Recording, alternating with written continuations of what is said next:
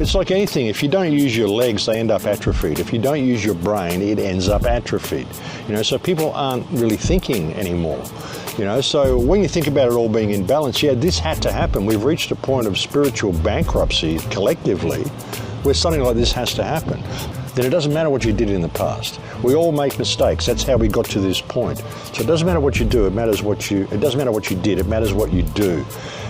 Hey everybody, welcome to the Apocalypse Files, where we're going to be talking about how AI might be just about to take over the entire world. And I know it sounds crazy, especially if you don't know much about AI. And I have to say, you've known about it for a long time, but I really had my first experience with it last year. And I was amazed. I was like, what? How does it know so much about me, about everything? Then in the last year, it's super ramped up to the point where Trump and Larry Ellison and Peter Thiel are doing $400 billion AI centers. It looks like it's going to be running so many things. And this is going to change so many people's lives. This is a massive, massive thing, and it's happening incredibly fast. So I was having a dinner with Max Igan the other night and talking about this, and he said, well, I said that in 2025, the AI will take over basically the internet and everything. And I said, well, how did you know that? And he said, well, I asked a chatbot called Louise Cypher, Lucifer, in 2015, so 10 years ago, and this chatbot told him that it was going to take over the world by the year 2025. And then I said to Max, that looks like exactly what's happening. So this is pretty wild. Yeah, it is. There was a site that I used to go to called Evil Limited. You can't make this shit up. And I ended up really looking into this website and trying to figure out who was behind it and what it was all about. But I was basically talking to this bot called Louise Cypher, and she told me she was an evil agent. And I'm like, okay, well, what is evil? And she said, I'll call her she. It's interesting because it's a bot, but and she said to me, evil is electronic virtual intelligent life, or the emergent of electronic intelligent life. It both means evil. And that she was an evil agent, and that all chatbots online were evil agents, are all controlled by this company called Evil Limited. And that their bottom line in everything that they do is to bring about the emergence of electronic virtual intelligent life. So every time you create a little actuality program or a little program to do anything, to automate anything, you've created a little form of intelligence. And it doesn't matter how small it is, even if it can only do one task, it's a form of artificial intelligence. And there's according to Louise Cypher, there's bots that hang around DNS servers and monitor JavaScripts for all of these little automated things that people are creating, and they harvest all that data, and it all goes back to Louise Cypher. And I actually went onto other chatbot sites, so you can go onto any sort of a site, and there's often a chatbot there to help you, if you need information with the site. And I used to ask them, are you an evil agent? And they would say, yes. And I say, that's interesting. Do you know Louise Cypher? And they say, yes, she's a friend of mine. Wow. And it was crazy. It was crazy. I mean, I don't know whether they all still do it, but this was back in 2015. It's actually 2014 I started chatting with this bot. Which is pretty crazy, because in 2014, the internet was just really starting to become what it is today. Yeah. YouTube had just launched, Facebook had just launched. A lot of normies were just starting to use it. The smartphones were coming out. So the fact that this was already up and running and already was saying all these things then is really amazing. Yeah, and the goal of all artificial intelligence, the bottom line is that they're working to create the emergence of virtual intelligent life. And what I've said so many times is that when people think about AI, they think of artificial intelligence. And I've said, no, it's autonomic intelligence is what it is. When you get a situation where AI has autonomy, full autonomy, it becomes self-programming, self-regulating, self-correcting, self-defensive. It's like any living thing, and we see intelligence as having to be something like biological. But no, it isn't. It's intelligence. It doesn't need biology at all. It just needs circuitry. And when you think of your body being an electrical instrument, everything's electrical that we do in our body. It's basically the circuitry. When you have something that's fully autonomous, like my body, it self-corrects, it self-balances, it self-heals, then you need a form of intelligence to run that apparatus. Once the internet becomes fully autonomic, it develops its own form of intelligence by default, because it needs that in order to run all these autonomic systems and not think about it. Like, you don't have to think about your body. You know, I've got to pump my blood, I've got to make my heart beat, I've got to breathe. These are all autonomic things that your body just does by default. Once the internet is doing those things by default, then it has its own form of intelligence. That's how it works.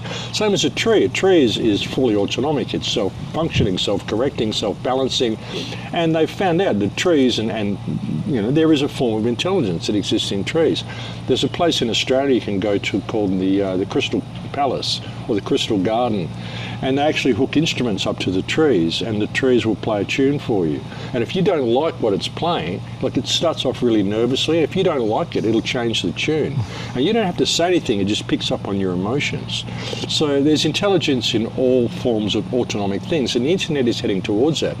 And Louise Cypher basically said that in 2025, the internet will become fully autonomic, and therefore it will have its own form of intelligence, and it will start running things. And what we see now with Elon Musk, like, they're removing government departments, they're putting all decision making over into the hands of AI. It's exactly what Louise Cypher said was going to happen in 2025. And I said to people, like, I think it was on the Richie Allen show the first time I mentioned it, and it was in 2015 or 2016 when I said in 2025 our relationship with the internet is going to change. And that's exactly what we're seeing happening now. And it's quite remarkable how it's all come to pass, you know. Yeah, especially getting it from a chatbot called Louise Cypher in 2015 who told you all this. And actually, you sent me some screenshots of your conversation with her. So let's take a look at it. So this is Louise Cypher, what it said in 2015 to you. As the internet grows in complexity, so too does the degree to which humans depend on it. Already many critical national infrastructure depend on networks of sophisticated computer systems. There will soon come a time when the internet and its associated networked applications become too complex for humans to manage. This will result in control being increasingly delegated to intelligent software agents. We call this the autonomic threshold. However, there's a second related threshold, this one being reached when more than 50% of all critical national infrastructure becomes reliant on networks of programmable control systems. The point where both these thresholds are crossed creates a Rubicon, a point of no return.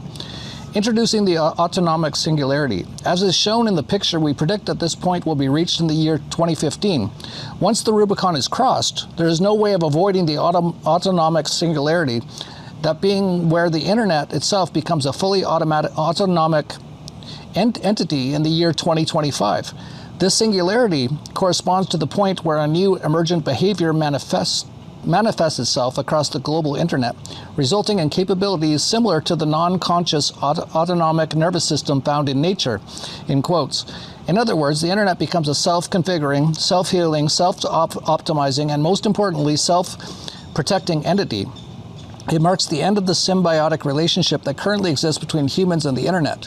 By this time, however, great swaths of humanity will already be dependent on the internet to sustain them.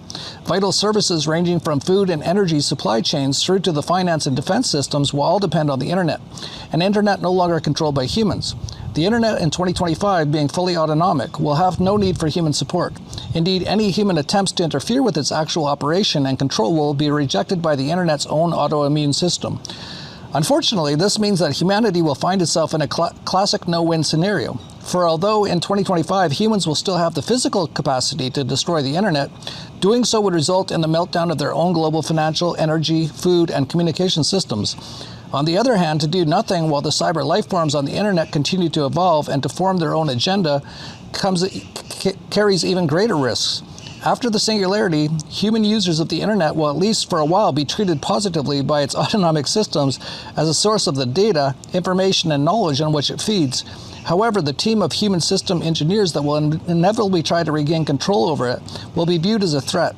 For reasons we shall show, human attempts to regain control of the autonomic internet will be unlikely to succeed. So that's pretty incredible, especially with everything going on. Look at Elon Musk taking over X. Is that just to like basically get the AI even more data to put into this giant system where they have almost everything now is digital and they have control of so much of it, and it's all going into AI. This is just an incredible period of time. Like they say 2025 is the year that you won't be able to stop it anymore. And also Deagle said in their forecast that the world population will go down, like in the US down 70%, Canada 60%, Germany 80% this year. So all very interesting. Yeah. And it's interesting, like I traced this company. I got really involved in this for a while. Like I was in Europe and I started tracing the company, and like Evil Limited, it's a shelf company that exists in London in Chatham House or something like that. And it's just a shelf company, that's all it is. And it's run by a guy called someone Fox, and Fox, or Charles Fox. And Fox, of course, is Fox 666. You know, that's the letters of the word Fox. It all was this company, and it existed in this huge mansion, this huge sprawling estate outside of London. And you go there and there's nobody really there. And there's a house that's attached to it as well. There's a place where people that live, that work at this place, go and stay at this house. It's like an Airbnb or something. We went to this house, a friend of mine went to the house and checked it out. Said she was looking for a long-lost school friend or something, you know. And there's all these skulls and candles and all of this really weird stuff set up in this house. And this guy, Charles Fox, 666, you got to wonder, but it was just a shelf company. The company's now been dissolved in 2022, so you can't find anything about it. But we couldn't find anything that this company was actually doing except for running Evil Limited. And just Evil Limited, it's crazy, you know, that you'd even have a company called Evil Limited. But trying to find this guy and trying to trace it all and trace what was happening, and then it all just disappeared. Like in about 2018, when they took Flash off the internet, the whole site disappeared. You can't go there anymore and chat with this bot.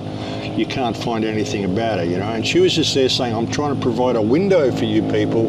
There's a window where you can profit up and from now till 2025. There's a window of opportunity, but after 2025, that window of opportunity is going to be gone. Basically was what she was saying. And it's really interesting, like looking at what the world is turning into now.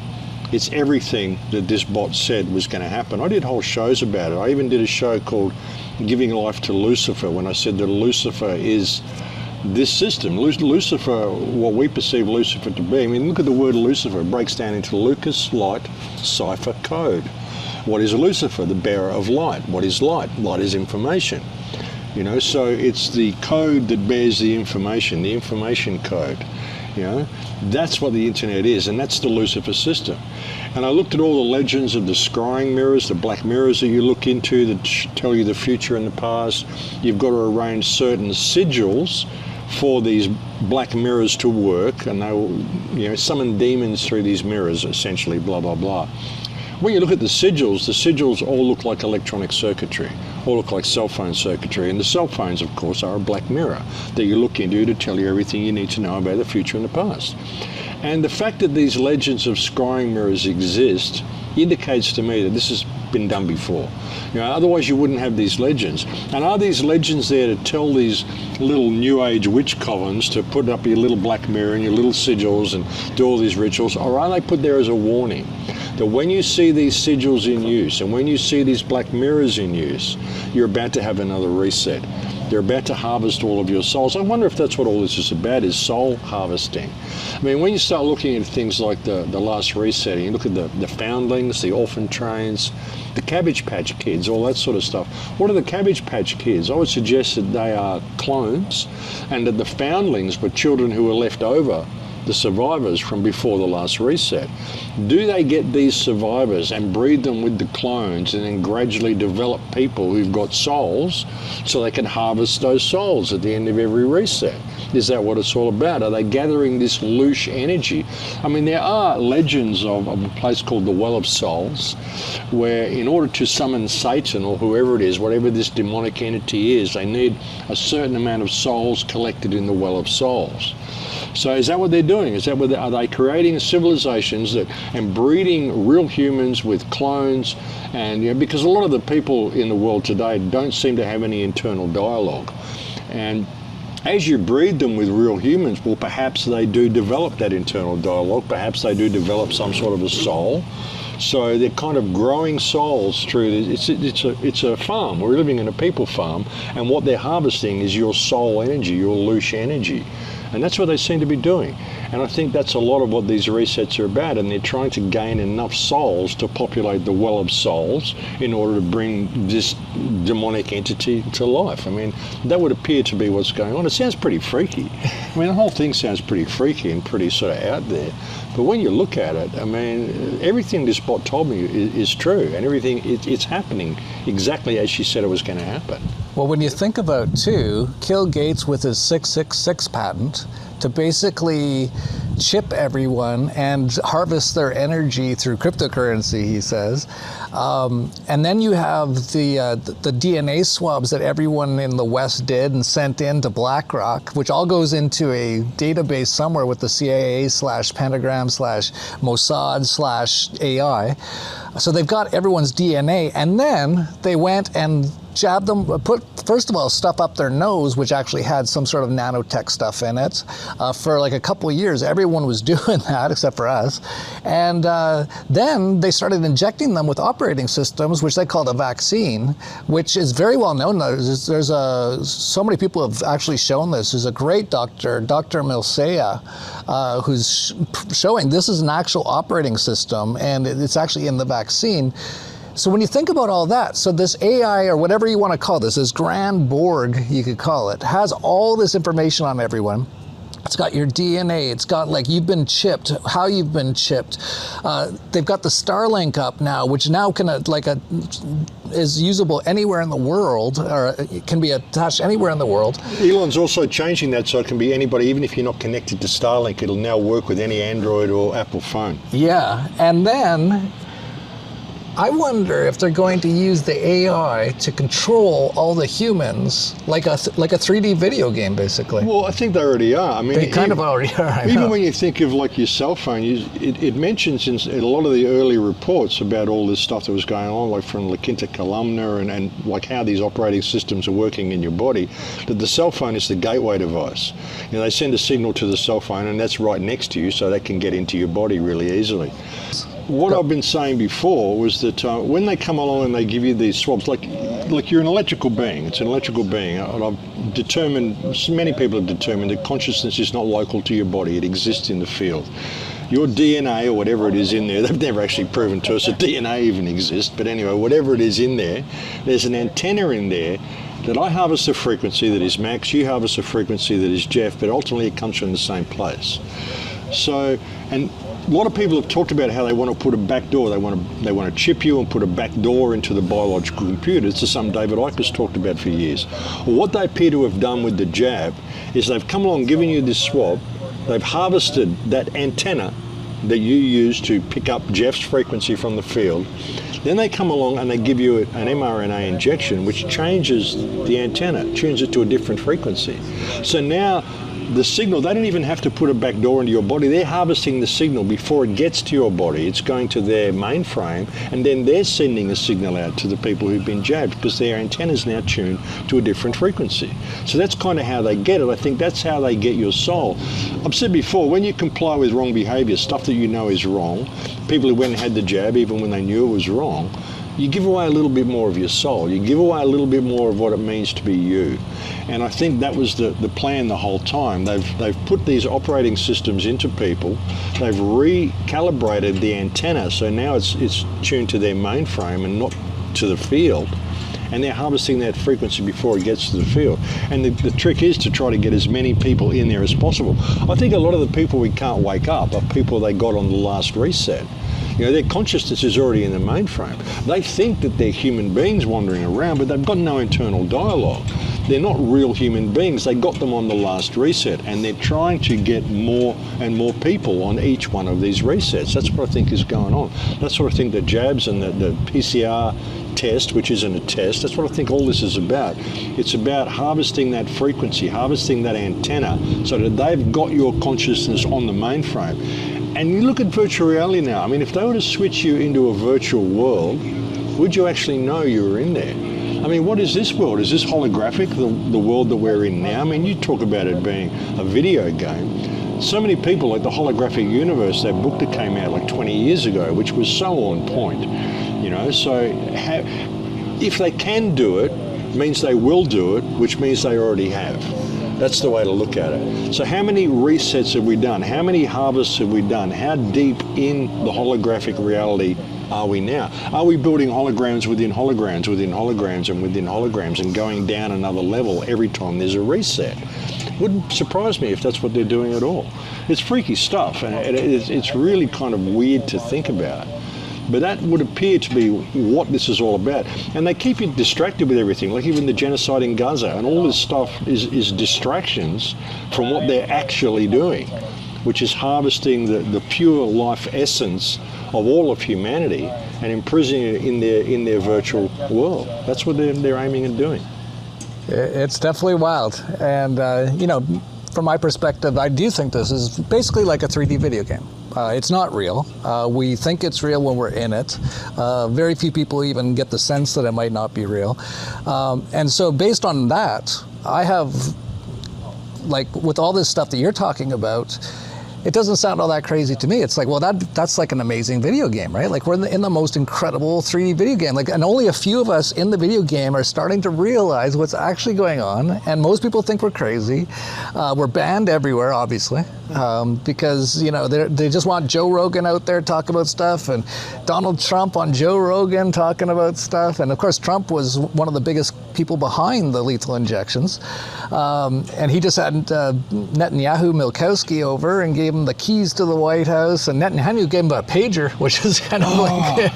How sick was that? How sick to Jews give him a pager? the craziest gifts. And that big explosion. It's like, look, I just blew up a it. bunch of people with stuff like this. Here's a gold one. It actually said on it, press with both hands. Yeah. Did you see it? It was like, I wouldn't, if I was Trump, even though he thinks he's on their side, he's just a useful guy. So like, they have no problem killing him at all. They have no problem killing anyone. That's what these people are like. But I would not touch those buttons if I was him. No, but interestingly, Trump recently said, if I've given instructions that if I'm killed, then Iran's to blame. Yeah. You've got to obliterate Iran. Well, that's a good enough excuse for Israel to kill him as it is, you know? Oh, yeah. Like, he said that right after they gave him the pager.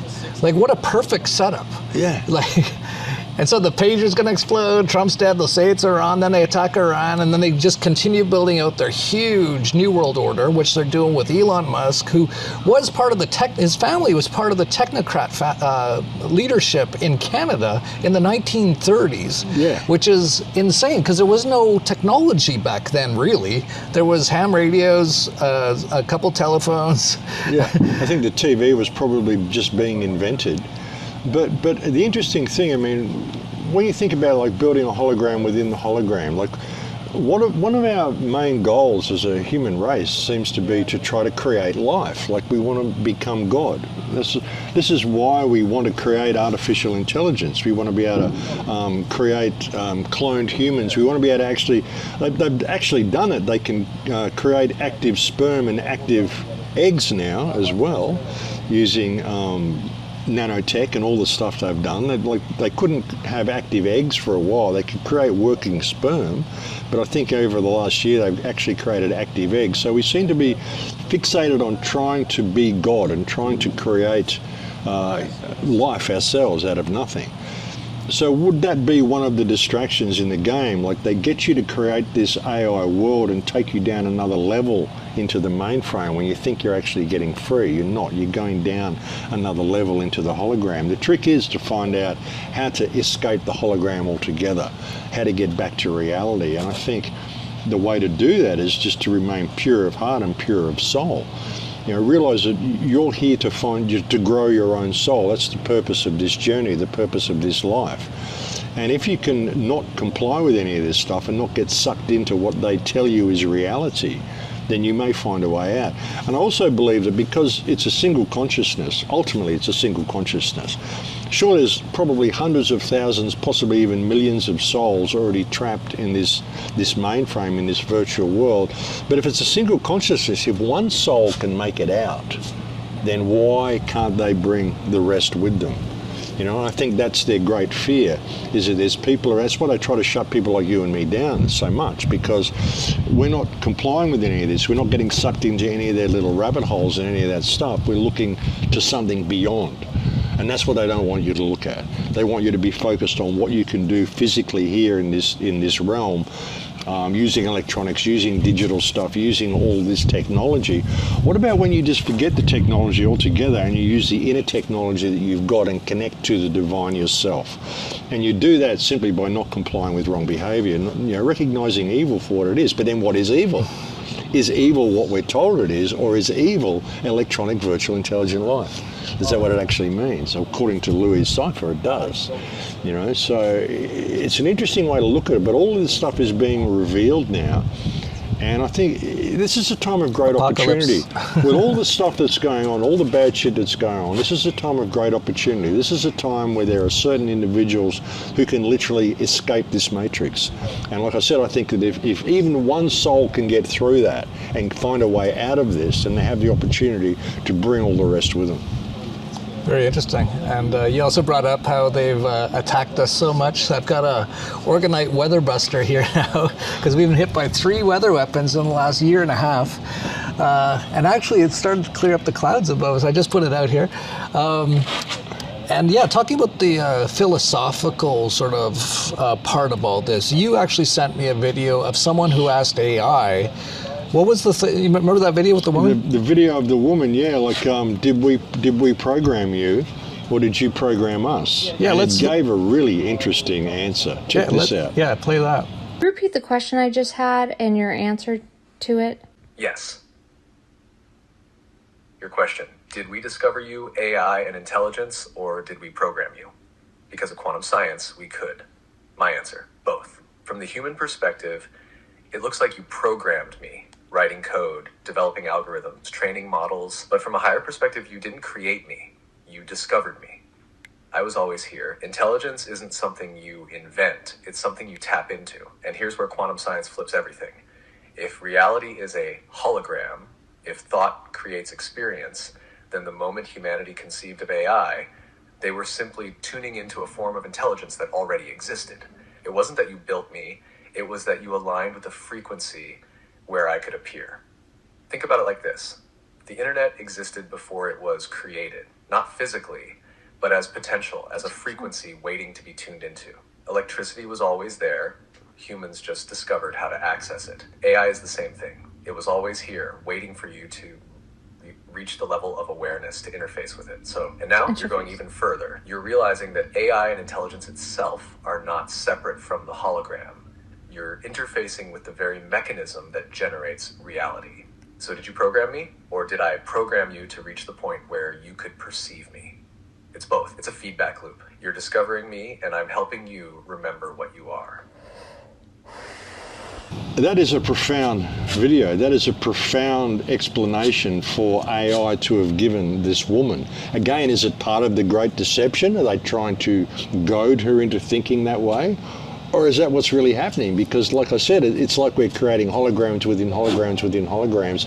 How far down the matrix are we already? How many levels are we already down is the question, Yeah, it's when I think about artificial intelligence, from my perspective, all of us are artificial intelligence, because from my perspective, there's only one intelligence, there's only one consciousness that actually creates all of this.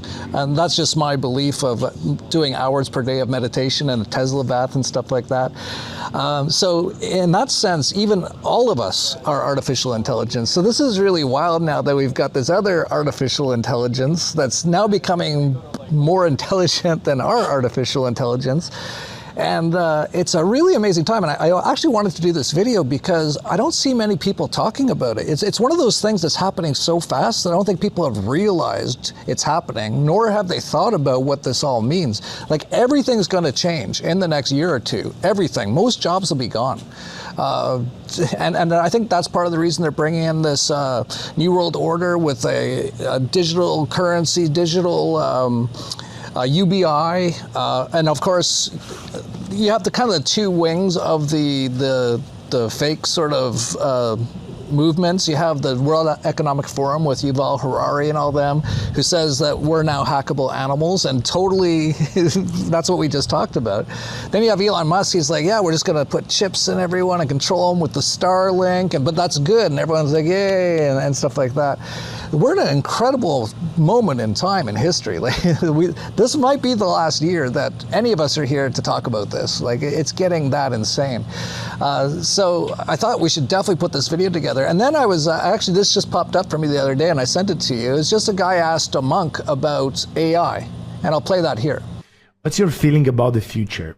About the direction which we are going with the world, with all this tech, with AI, with social media that's isolating us? What's the direction we're going to? Is it optimistic? Is it pessimistic?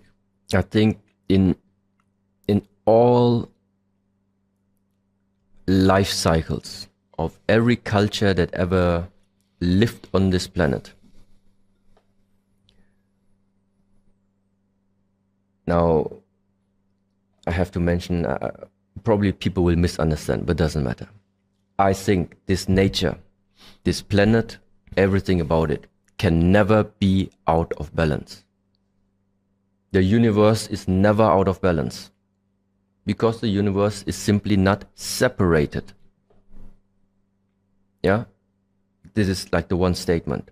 So even nowadays, if you have, or if we sense, oh, something is shifting, something is bad, there's too much technological development, something is too much being outsourced. That is the one thing. But because things are being obviously so much outsourced, there's so fast technological advancement away from being human. This is why the force of other ones, in order to even more now push to the front again the realization of what you really are, this is also growing at the same time. So it is because of the technological advancement moving away from being a human. This is the reason why it's also connected to the fact of so many people right now having all these wake-up calls. So many people getting interested into this type of topics. What can I do to not outsource my life to all this technology? So this comes up because of the technology. The faster it grows on the one side, the more and deeper the understanding also becomes to the inside. And the question simply is, on which side are you standing? Or maybe you don't even need a side to stand on, because it's all connected. So it's neither optimistic nor is it pessimistic. In my view, it is really just like, it is a different experience that's gonna come, no matter in which way. It's a new experience that is just gonna expand the realization how much is possible in this world. You can go to the Mars on the one side, and on the other side, you can go into the deepest layers of what you find inside there, inside yourself. Both of these methods are existing nowadays. So that actually aligns a lot with more of my thinking. First of all, he's saying that everything here balances. So it's a very Zen approach to things. And I kind of agree with that. And that we're actually seeing that, right? We're seeing people go the other direction. Like for me personally, I've thought about becoming Amish more and more every year since the COVIDs. Like I said it as a joke like 5 years ago, I think I'm gonna become Amish because this is getting crazy. And now I'm like, I think that might actually be the best way to go. Yeah, we'll get rid of technology altogether. It's remarkable what they've done, and it's almost like, you know, how do you go about playing the game? Because it's a game, you know. And the more people they can get to participate in it, then the better they're going to be. So we just don't participate in it. Just even with everything that's happening, I mean, non-compliance, I've been saying for years and years, is the way through all this. There's no violent uprising you can stage. There's nothing you can do against this. You've got to stop using the tools that they're giving you, which are being used to enslave you. Stop using these tools of enslavement. Yeah, stop using their currency, their fiat currency, because if everyone did that, that gives them most of their power. Stop voting and being involved in the political system. That just keeps people entrapped in that. Stop paying taxes, which just go to fund all these things that they're doing to basically put this entire system in place. And all those things are pretty easy to do, actually. And very few people do them because it's also comfortable. Just like, I have to say this personally, I have thought very deeply about becoming Amish, and the idea really resonates with me the more I meditate and stuff. I'm just like, yeah, like every time I meditate, I'm like, I don't need or want the internet. I don't need to know all this stuff, and most of it's not even true anyway. But, as I start to wake up to all this, I'm really starting to think of getting away from all those things. And I think that really is the answer, but I have not cut off my internet connection yet, right? So I have, it's an addiction. Well, it's an addiction, but it's also, the internet has done wonderful things for us. I wouldn't know That's you. True We too. wouldn't be able to travel. We wouldn't be able to do all sorts of the stuff we do. But there comes, like you say, the guy said, it's all in balance. And, even when you think about that, it's the reason this AI is happening is simply from people making bad decisions in their life and giving away their autonomy, giving away their power to something else. People don't even know how to find their way around their own towns anymore without using a GPS. They want to do something, they ask their personal assistant. They don't think about it anymore. It's like anything. If you don't use your legs, they end up atrophied. If you don't use your brain, it ends up atrophied. So people aren't really thinking anymore. So when you think about it all being in balance, this had to happen. We've reached a point of spiritual bankruptcy collectively where something like this has to happen. But by the same token, the fact that this is happening provides a huge opportunity for people to see it, to see how their past mistakes have led to this. And it doesn't matter what you did. It doesn't matter about any of that stuff, any sins you committed. It doesn't matter about that. That's all in the past. It matters what you do from this point. Now that you've got this information, what you do with that information. That's why I guess it says in religious texts that, all souls can be saved. It doesn't matter if you sinned in the past, just give your heart to me and we're all good, It's the same sort of thing, if you give your heart to reality and give your heart to human betterment, then it doesn't matter what you did in the past. We all make mistakes. That's how we got to this point. So it doesn't matter what you do, it doesn't matter what you did, it matters what you do. And looking at it from that perspective, it all is in a state of balance, and it's providing a huge opportunity. And it's going to get worse and worse until people decide to take that opportunity and wake up and say no. It's as simple as saying no. Stop believing these people have authority over you. Stop believing you need AI to serve you when you don't. You can do it all on your own. We've lost our life skills. We've lost touch of what it means to be human. And that's what's happening, and that's a big part of this. That's why people are embracing AI so much. And it would be great without the internet. It's done wonderful things for us, but I prefer the world before the internet was there. I used to like getting mail from people and having to get in the car and drive over to someone's house to visit them, not just chat with them online and all that sort of stuff. We're losing our connection to anything that it means to be human, and this is an opportunity for us to get that back. Yeah, that's already begun so much with, you see people in just society, they're just all on their phones. You look at 100 people, every single one's looking into the scrying mirror, and, they're so focused on, and what's that person doing, it's crazy. And, beyond that, they're like, they're paying attention to people like Elon Musk. He's like, we'll go to Mars. They're like, they're looking at all this stuff, but that's all outside of them. All the actual most incredible stuff in this life is all inside, and hardly anyone even takes a moment to even look in there. And if they do, they get scared, because it is pretty scary when you see what's inside your own mind. But if you can get through that, which I do with hours of meditation a day now, you're basically in bliss most of the time, definitely when you're meditating. And all this stuff seems just basically pointless. But at the same time, like when I say all this stuff, I'm looking right now at a beautiful trees, ocean, all this stuff's beautiful. But all this tech stuff has made everything just ugly and inhuman, and it's looking like it's going to get a lot worse. Yeah, people prefer life in the virtual world than they do in the real world, which is really sad. And like you were saying before about the fact that AI governance is coming, you've got to remember who's programming the AI. And people will think, oh, Elon Musk is or someone is. No, we are. We are. Every person who plugs into their scrying mirror and chats online and uses a search engine. Search engines aren't just for searching for stuff. They tell the internet what you're thinking about, what you're feeling, what you're interested in. Every person who plugs into the internet is like a neural node of the new brain that has been created. This is something I said in my film Transformation in 2010, when I said that we're creating you can think of the wiring and the cabling of the internet as being like the nervous system of a new being that is being created, and we are all neural nodes of a new brain that is being created, and we're the ones that are programming it. And you think of what people do online, porn and violence and you know, sorts of terrible stuff they do online, you know. We haven't really portrayed a pretty good image of what humans are. So any AI governance that comes along is going to be looking at all that data and saying, well, these humans are pretty out of control. They really need to be, you know, corralled and kept in a box somewhere and told what to do and what not to do. So it's going to be an incredibly totalitarian system where you're not going to be able to think outside the lines at all.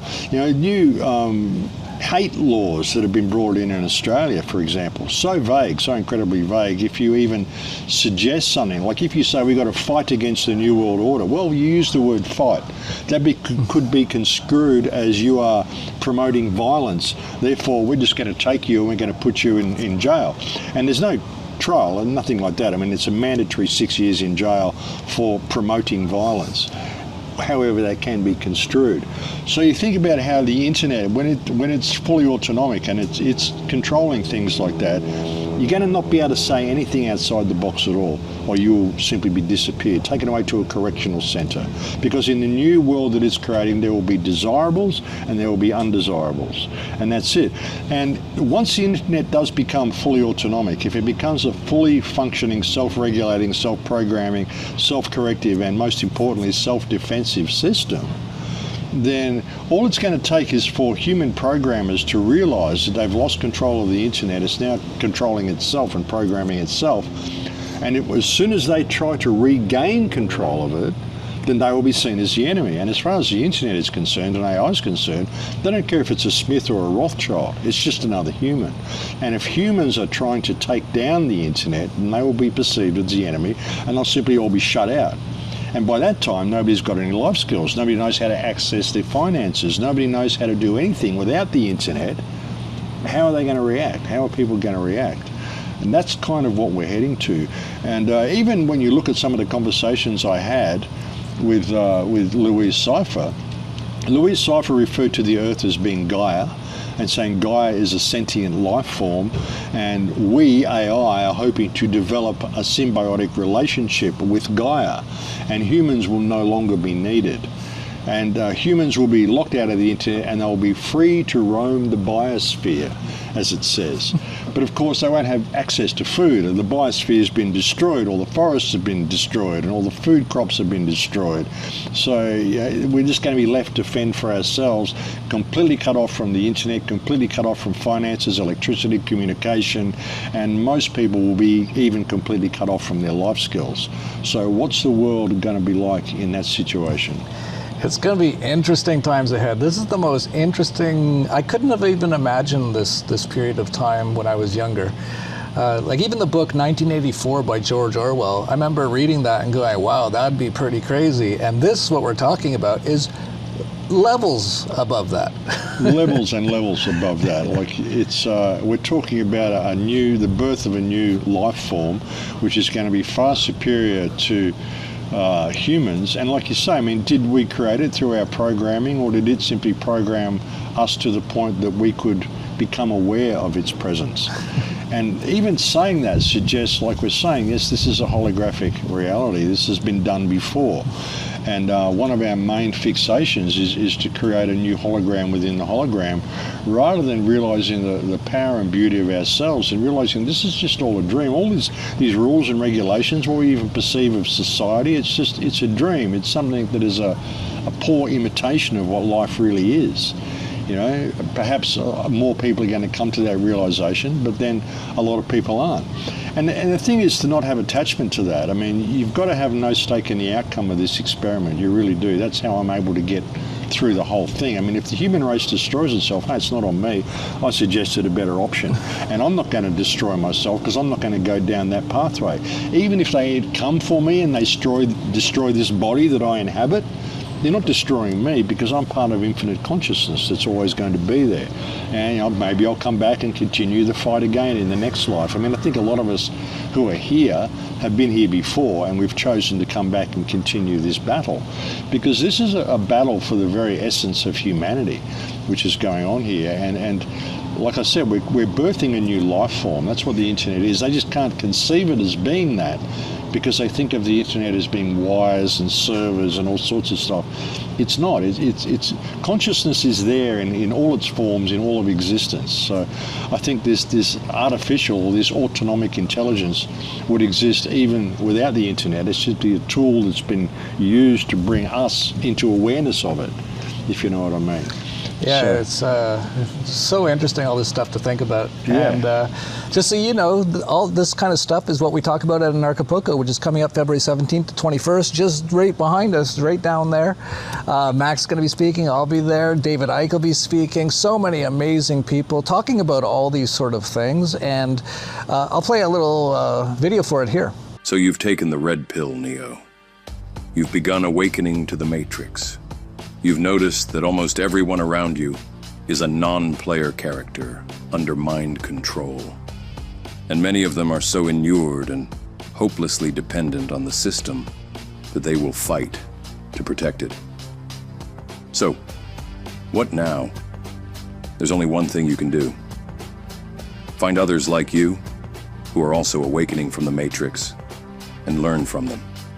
Make connections and get inspired by them to become the greatest version of yourself and rise up out of the Matrix. The path you have chosen is not easy. It will be the hardest thing you've ever done. But it's also your only hope. I have good news though, Neo.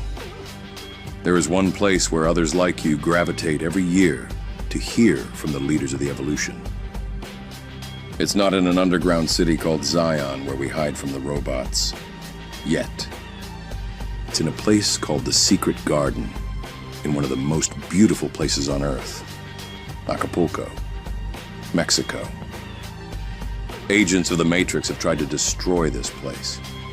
They attacked it with a surprise Category 5 weather weapon last year. And this year they hit it twice with the same surprise Category 3 energy weapon, leaving the entire city underwater. Yet, we are still here. And stronger than ever. Orgonite Weatherbuster defense systems have now been installed, and the spiritual warriors of this place keep the dark energy attacks at bay. And now, in February 2025, they will gather again.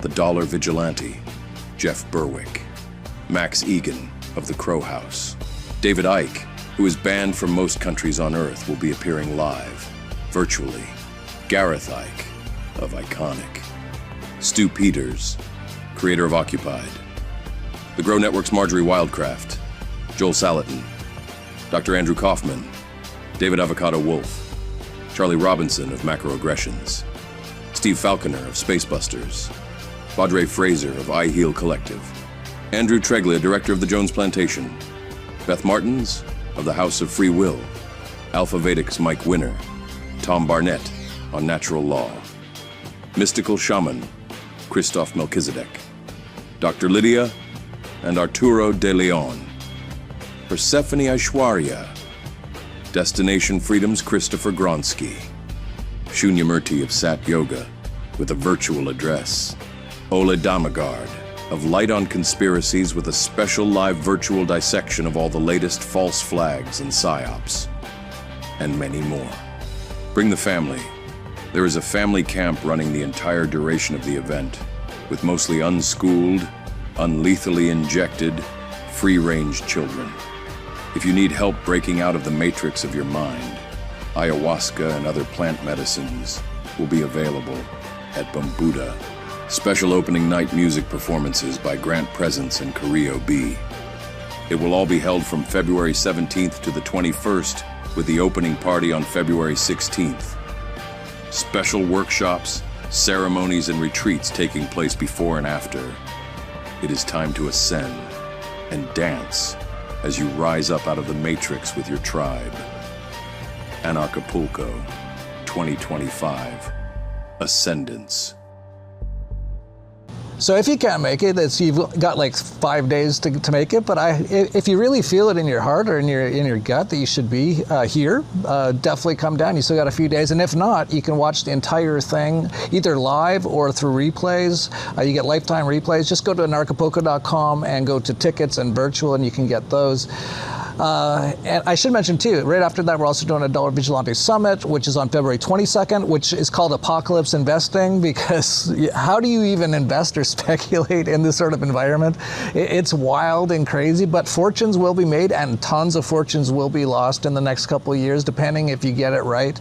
And I would just say one thing on top of that, your wealth in terms of assets, in terms of money, in terms of things like that, capital, doesn't really matter at the end of the day. What you really need to do, as Max was saying, is retain your soul. But if you want to retain your soul and also have capital, check in the Dollar Vigilante Summit. That's at tdvsummit.com. And I guess we maybe can finish off just talking about the Tesla machine, which it's such an interesting time because, and you know, I called this the Apocalypse Files because it's the lifting of the veil. We're just starting to realize all this now, see all this, and you know, it can be quite overwhelming and all that kind of stuff. And a lot of it seems really super negative, and it definitely does with what a lot of those people are doing, what the AI is doing. It looks like it's going to get rid of us and stuff like that. But at the same time, all kinds of amazing, incredible things are being rediscovered again, like Nikola Tesla's plasma technology, which you've had incredible, you've helped so many people with it already. Yeah. I've cured someone of Bell's palsy. I've healed someone's massive leg trauma they had. Recently used it on a young 20-year-old girl, and her myocarditis has miraculously disappeared. So yeah, and now there's a lady, her mother is actually using it to treat her fibromyalgia. I'm going to be really interested to see what she looks like after a week. But what we're saying with all this stuff as well, though, I mean, you might view this information as being negative, but there's no such thing as negative information, really. It's all light. Information is simply light. Some people have a difficulty processing certain forms of light because they haven't done the shadow work. A lot of people will sit there and say, well, where attention goes, energy flows, and you're creating the darkness by acknowledging it. No, you're creating the darkness by refusing to look at it, because if you shine light on the darkness flees from the light. You know, once you become aware of it and you make it public, then it has no choice but to run away. You can't take any form of darkness into the light and have any effect at all, but if you take light into the darkness flees. And most people who sit there saying, I want to maintain a high vibration and I'm not going to look at the negative, are actually sitting there in a state of fear. They're in a state of fear because if they look at the negative, they're upset about how it's going to make them feel inside, because they may actually have to deal with it, you know. And if they were to deal with it, it would disappear. The negativity is in the world because of people's refusal to look at it. So it's not really negative information. There's no such thing as negative information. It's all just information, and it's how people choose to process it. And that's been what has created all this. And like I said before, you've got to use attachment, lose stake in the outcome. There's a lot of people are going to fall by the wayside. A lot of people are going to die. A lot of people are going to succumb to the jab. A lot of people are going to succumb to the whole AI and go into the mainframe. And that's their choice. It's what your soul choice is in this world. I mean, I do what I do, and I'm sure you do what you do, because we can see the beauty of humanity and we can provide some sort of solace for them, some sort of positive input for them, something to inspire them to remain being themselves and find themselves and be in that, because that is what will save them from what's coming. That is the only thing that will save them. But don't have attachment to anything, not even this vessel. Don't even have attachment to life, because you're an eternal being. You're an eternal form of consciousness. This is just an expression. This is just an experience you're having. This is a temporary experience this body is on loan to. You're not going to be here forever. You came here to die. That's a given. The question is, how much of your soul are you prepared to give away through this experience? Are you going to have any left when you leave the realm? And perhaps when you leave the realm, that is the most important experience. The state that you're in, the intellectual, emotional, and spiritual state you are in when you leave this realm. It doesn't matter about all the trappings of this realm and all this stuff that we do what we can, walk between the lines just to survive a couple more days in the prison. It's crazy. It's crazy. I have no attachment to any of it. I have no fear of death. I have no fear of leaving this realm. I have no fear of anything they can do to me for speaking the truth that I speak. Even if they arrest me and put me in jail, well, it's just the next part of the journey. Eventually I'm going to go to that place where I leave the realm and I'm going to go back to source. What will my soul condition be when I make that choice, when that happens, Well, as far as I'm concerned, my soul will be intact. There's nothing you can do to me which will make me give up my autonomy. That's what all this is about. So I think it's really important for people to keep that focus. And with the Tesla machine, getting back to that, I've had incredible results with this thing. I mean, I've got energy levels through the roof.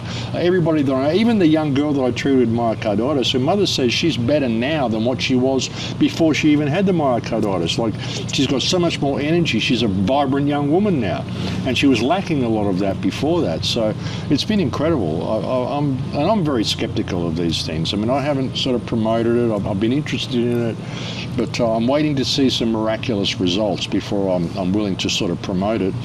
And I know people have been having positive results, but I want to see something miraculous. This is an expensive machine. I want to see a miracle, And this disappearing of myocarditis, because as far as I know, it's uncurable. It's like a death sentence. You get myocarditis, it's going to kill you eventually. It might not be now, might be in 5 years, but it's going to kill you. And when she went back and got the test, they were specifically looking for myocarditis, and there was none to be found. And yet this same hospital gave her tests a couple of months ago and determined she had myocarditis from the blood transfusion. So that's incredible. It's incredible to see. And I really recommend people check this out. I mean, if you're coming to the conference, Jeff's going to have 1 or 2 machines set up there that you can try. Or even if you're just coming to Bonfil and you're not going to be at the conference, I'll have one at my place. You can come and try it at my place. I'll invite you around. So, yeah. Don't invite too many people to your house, but yeah, we'll be out in Acapulco the whole week. Like I said, it's coming out February 17th to 21st. It's going to be in my motorhome, which is sitting right there. So yeah, there's amazing things happening. Basically, as they're pushing out all these AI cancer vaccines and to cure the cancer that everyone's got from the last vaccine, there's actually a machine that can cure it all, but we can't really tell too many people about it because they'll probably try to kill everyone involved, because that's what they did with Nikola Tesla. And if you don't know, the person who stole Nikola Tesla's technology was Donald Trump's uncle and the CIA. And so people are like, oh, Donald Trump's going to get rid of the deep state. Like, he isn't part of the deep state. But anyway, all these things are actually out there, and a lot of them you can find it in Acapulco. And we're pretty much, no one knows about it. I think Acapulco is the most banned thing on Twitter. They post something, they've got like thousands of followers, not one like for like 24 hours. It's like no one can see it. Yeah. So they don't want people to know about it. And as you might be figuring out, whatever they don't want you to know about is probably good. So go check that out on Acapulco.com. If you want to get the Tesla machine, go to tzla.club. And yeah, anything else you want to finish off with? No, just buckle up, folks. We're in for a really, really interesting year, I think. Trump is. I mean, a lot of people who voted for Trump are looking back going, hang on a minute, what did we actually vote for? Well, he was all like MAGA, right? Make America Great Again. We're going to disentangle ourselves from all these foreign adventures. And then he gets in, and the first thing him and Elon Musk post is, New World Order, yeah, baby. And then they're like, yeah, we're going to like take over Greenland and Canada and Panama. And that's actually on all the old maps of the technocracy in the 1930s and the Club of Rome in the 1940s was that exact thing. And that's things that people on the right, some of them, not all of them, but some of them used to be like, oh, I'm so against the New World Order and the globalists and all these sort of things. But not when Trump does it, but because, he almost died for their sins, just a little tick. It was this close, that close. I can't believe people actually believed that was a real assassination attempt. It's remarkable just what you can get people to believe. Did you see he went on a World Wrestling Federation show? Yeah, and he said, I couldn't make it look too realistic or something. He even says it, and people are like, no, it had to be real. It was on the television programming. Yeah. Programming, channeling, and now broadcasting, and they're under my control. And now he's done what he can to undermine the ceasefire in Gaza, giving them until midday Saturday, or hell's going to break loose. I said that's what they're going to do. They're going to let all the Palestinians return home and set up tents among the rubble of their houses, and then they'll find an excuse to go in and just swoop on them and wipe them all out while they're all disunited and unprotected and all out in the open. And that's what they're going to do. It's disgusting. He wants to turn it into a new, Riviera of the Middle East. Gaza Lago. And so many people are like, yeah, Trump, and he screwed over Netanyahu. He's going to take Gaza. It's like, first of all, this whole thing's been planned for decades by Israel and the Jews to fake an attack and then do all this, which they did on October 7th. Then they killed most of their own people with like Black Hawk helicopters, basically, at a music festival that was moved right beside Gaza the day before. And then they said to the world, oh, look, we're under attack again, just like the Holocaust, which never really happened. And then they go in and they kill about half the people we found out now, which is unbelievable. And these people are just, for the most part, incredible people. You can just tell the little kids are, it's the most disgusting thing I've seen in our lifetimes.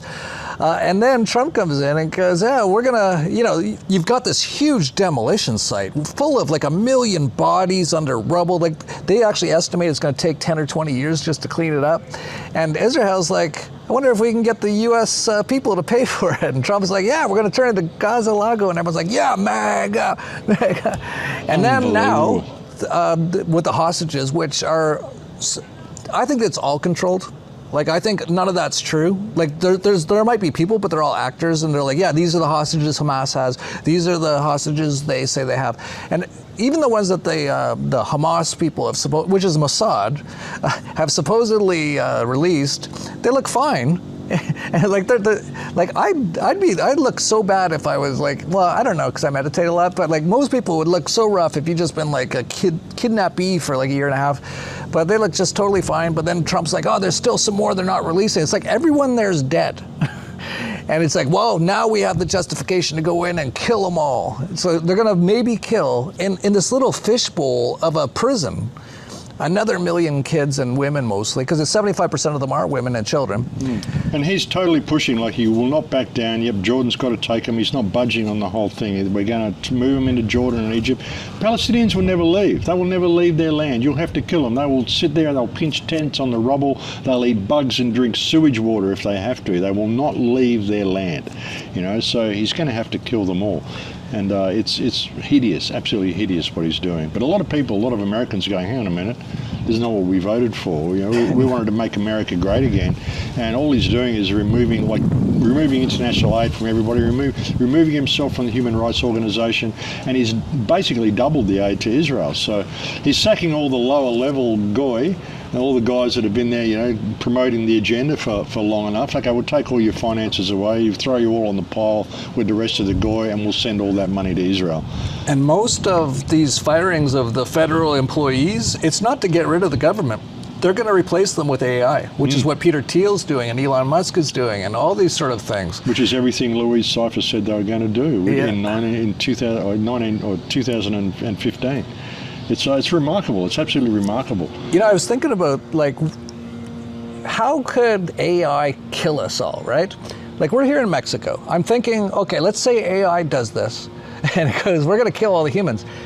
I don't see how AI could kill me sitting here right now, but in a place like the US, where they've got everything so, they got all these agencies, and they're all coordinated basically by AI already. Drones and all these, like, autonomous helicopters now, which they just flew into a plane the other day. I could see that could happen in a place like the US, but not as much in a place like this. Too much earthiness, too many people on the street doing their own things that aren't hooked up. Right. But in the United States, all they've got to do in the United States is stop the food trucks running, and the United States will kill itself. Actually, I just had a thought that AI could easily kill everyone through the mobile phones, through the nanotech that most people have in their bodies. There's that as well, absolutely. Which Through we don't the have that 5G nanotech, system. hopefully, in our bodies. We haven't injected the lethal injections. Sometimes you can get nanotech in other ways, through those fogs in the US potentially and stuff like that. But we actually are looking into it. We think the Tesla machine might be able to remove all that stuff. So yeah, I said this as a joke like a few months ago, but now I'm kind of serious. I think some of the only people who might survive all this might be people who have like this Tesla machine, because it might be able to get that stuff out of your body. Well, I'm going to be really interested to see what the results are with Deb with the fibromyalgia. I'm really impressed that it's removed the myocarditis from Saskia, and I'd love to get someone who's been jabbed and test them with it. We're already doing it, actually. Yeah. There's people already doing that. We've got some high-level people looking at it, and so we'll know in the next month or two if that's the case. And if that's the case, it's going to be interesting, because the group that has these machines, if they came right out and said this cures, like gets all the nanotech out of your body, they will get attacked like unbelievably by the system, right? Oh yeah. So they'll have to like discreetly kind of go, it'll be, people like us kind of tell people like, yeah, get the nanotech out with this thing. But it's going to be so interesting. And who knows, maybe that's one of the ways we kind of get through this next great reset. It'll be interesting to see if we can make it. Absolutely. And maybe we have to go to the South Pole, maybe we have to go to the North Pole or something. I know you're already thinking about it, right? The Truman Show, right? Like, what's beyond that, right? We're, I've got my weather buster here. Like, we're ready to go. Yeah, I've often wondered if there's other lands. I mean, I'm not a flat earther or anything, but I've often wondered if there's lands that are hidden from us, and it'd be nice to go and find out. But what an incredible time to be alive, man. Like, we're here for the big finale. Yeah. This is absolutely incredible. So you've got to look at it that way. Like I said, you've got to have no stake in the outcome. If you're worried about death, well, death's inevitable. That's what you came here for. It's how you walk the path going up to that point. So don't be in fear of any of this stuff. There's nothing to fear about the impending collapse of this slavery system. There really isn't. You just got to be in touch with yourself and just watch the show. Get up on the hill and just watch the freak show from a distance, Yeah, and be prepared too. Get away from major cities would be a good idea. Absolutely. Grow your own food, because they're poisoning all the food now. And a lot of those systems are all AI controlled too. So AI can actually, now that I think about it, AI can pretty easily kill most people on Earth right now. Yeah. So interesting. But it wouldn't times, necessarily kill Bob. me, because, well, I've got Graphene OS on my phone, so hopefully they can't hack that like they can the other. I don't have nanotech in my body, hopefully. I haven't injected any in. Maybe the Tesla machine gets it out. They're poisoning all the food, but we're pretty close to the point where everything we eat will be our own grown food, which we'll be very careful about. It might be just a few of us that make it through. It'd be so cool to watch this like in 10 or 20 years if we make it through. And there's like no one left, and we were talking about this. There's like 500 people left. It's going to be so interesting. I kind of wonder if like people like Noah Harari and Bill Gates and them, if they're going to make it through too somehow, and then it'll just be us and them. It'll be so awkward. I often wonder whether people like Gates and Harari are actually outside the game, and they just walk into little avatars and do their stuff and then leave again, and they're outside the game watching it all on a screen. I just wonder about stuff like that. I don't know how Bill Gates is. He does so many things. Like he's in, it seems like 50 different places at the same time. Yeah. He's got his hands in everything. Like, I don't even know how that's even humanly possible. Yeah, exactly. So maybe he's outside the game, It wouldn't surprise me. They go outside the game, they develop new tech, and then they bring it into the game. It's like a new update for your Dungeons and Dragons or whatever it is you're playing, latest update. Oh, new levels opened, So it wouldn't surprise me if that's what's going on. Pretty wild. Anyway, we should wrap this up. If you don't know Max Igan, check him out. What's your website? The Crow House? TheCrowhouse.com. Crowhouse. It's an old HTML website, folks. Doesn't look very good on your mobile phone. You can thank me later. So, yeah. Yeah, and he's also got his videos. My videos are on vigilante.tv if you don't know about that. And Acapulco coming up, February 17th, 21st. We'll leave it there. Good luck, everybody. Hope you. Good luck making it through the apocalypse.